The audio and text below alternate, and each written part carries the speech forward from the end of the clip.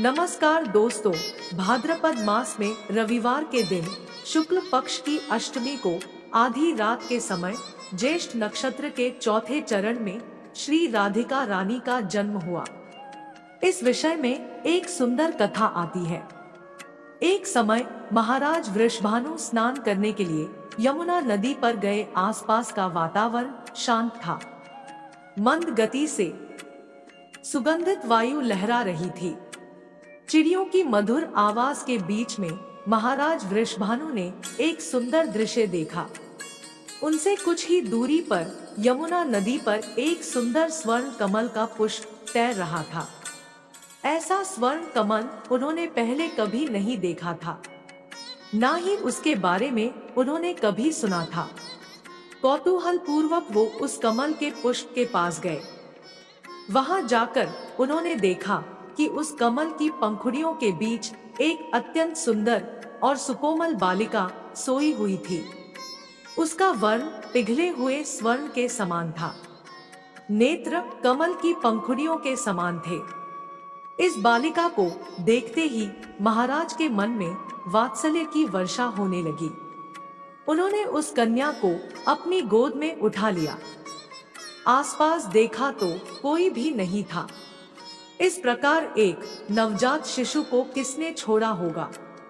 वो ऐसा विचार कर ही रहे थे कि तभी वहां ब्रह्मा जी प्रकट हुए और बोले, हे वत्स, तुमने और तुम्हारी पत्नी ने अनेकों वर्षों तक घोर तपस्या करी थी ताकि तुम भगवान श्री हरि की संगिनी को अपने पुत्री के रूप में प्राप्त कर सको, और इस जन्म में तुम्हारी इच्छा पूर्ण हुई है। यह बालिका साक्षात भगवान की अंतरंग शक्ति है। माता लक्ष्मी का प्राकट्य भी इन्हीं से हुआ है। जाओ, इन्हें अपने घर ले जाओ और पूर्ण प्रेम, वात्सल्य और स्नेह से इनका पालन पोषण करो। ऐसा कहकर ब्रह्मा जी अंतर्ध्यान हो गए और महाराज वृषभानु के आनंद की कोई सीमा नहीं रही। पूर्ण हर्ष के साथ वो उस कन्या को अपने घर ले आए और अपनी पत्नी कीर्तिदा देवी को सारा प्रसंग कह सुनाया। कीर्तिदा देवी भी इस नन्ही सी बालिका को देखकर अत्यंत प्रसन्न हुई। बीते समय के साथ राधिका रानी का सौंदर्य चंद्रमा की कलाओं के समान बढ़ने लगा। जो भी उन्हें देखता वो बस देखता ही रह जाता। महाराज अत्यंत स्नेह और प्रेम के साथ अपनी इस बालिका का जतन कर रहे थे। कुछ समय बाद एक समस्या आई। ये नन्ही सी बालिका रोती नहीं है और ना ही अपनी आंखें खोलती है। ऐसा लगता था मानो उसकी श्रवण शक्ति भी नहीं है। ये देखकर कीर्तिदा देवी और महाराज वृषभानु अत्यंत चिंतित रहने लगे। फिर क्या था कि इस समस्या का समाधान करने हेतु नारद मुनि आ पहुंचे। उन्होंने महाराज वृषभानु को सुझाव दिया कि आप अपनी पुत्री के जन्म के उपलक्ष्य में एक समारोह का आयोजन करें और इस समारोह में अपने परम मित्र नंद महाराज को परिवार सहित आमंत्रित जरूर करिए। फिर क्या था, समारोह के आयोजन की तैयारियां होने लगी।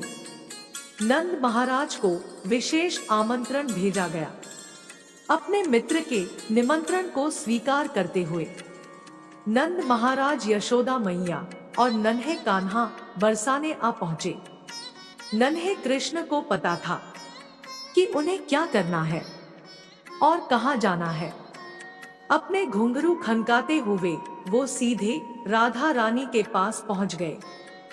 जैसे ही श्री कृष्ण ने पालने में सोई हुई राधा रानी की ओर देखा तो उनकी सुगंध से राधा रानी जान गई कि उनके सर्वप्रिय श्री कृष्णा आ गए हैं। अत्यंत हर्ष के साथ उन्होंने अपनी आंखें खोली और सर्वप्रथम भगवान श्री कृष्ण का दर्शन किया और थोड़ी ही देर में वो रोने लगी। अपनी पुत्री को पहली बार नेत्र खोले और रोते हुए देख कीर्तिदा देवी और महाराज वृषभानु अत्यंत हर्षित हुए। इस प्रकार उनकी पुत्री के जन्म की प्रसन्नता दोगुनी हो गई। दोस्तों, भगवान श्री कृष्ण प्राण है तो राधा रानी आत्मा है। जय जय श्री राधे, जय श्री कृष्ण की।